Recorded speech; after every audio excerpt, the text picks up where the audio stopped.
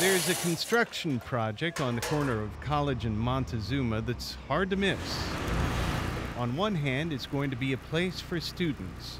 Well, it doesn't hurt that it provides 600 to 800 beds of student housing. That's what pays the bills.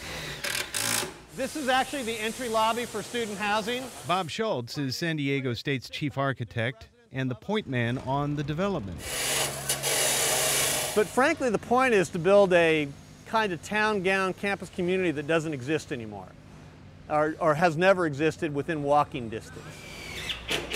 Aside from student housing on the upper floors, South Campus Plaza will have 35,000 square feet of retail space, as many as 6 restaurants and a Trader Joe's market. It has an attached patio garden that looks over the campus green. Schultz says the Trader Joe's will serve a community that has no decent market within walking distance.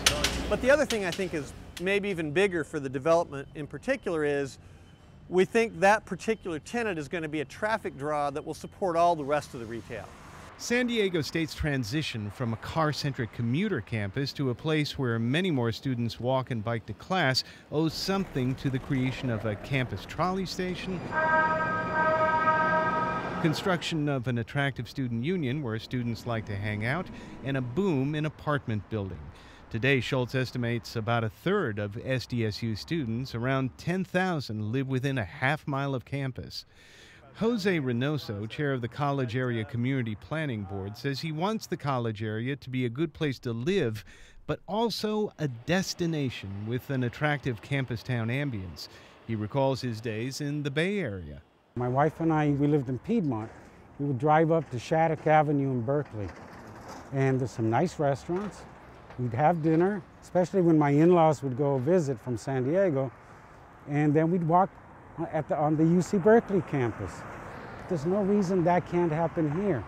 If there's a downside to too many students living near San Diego State, it has been the mini-dorm. Former single-family homes converted to boarding houses in which students rent by the room. They are often poorly managed and maintained and the sites of loud parties.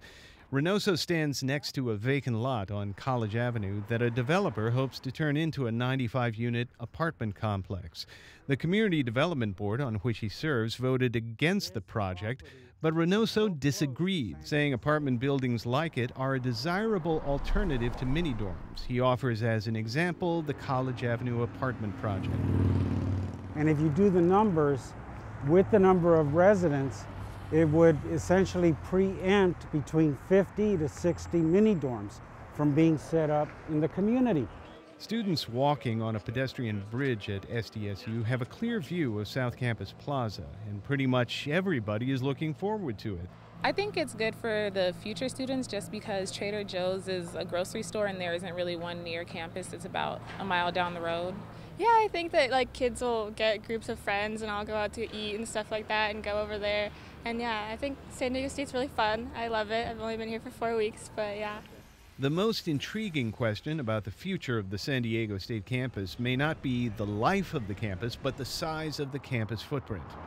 San Diego State is more or less confined to Montezuma Mesa on the south side of the I-8 freeway, but there are plans in the works to jump across the 8 to this location by building a housing development for university faculty and staff on the land near Adobe Falls.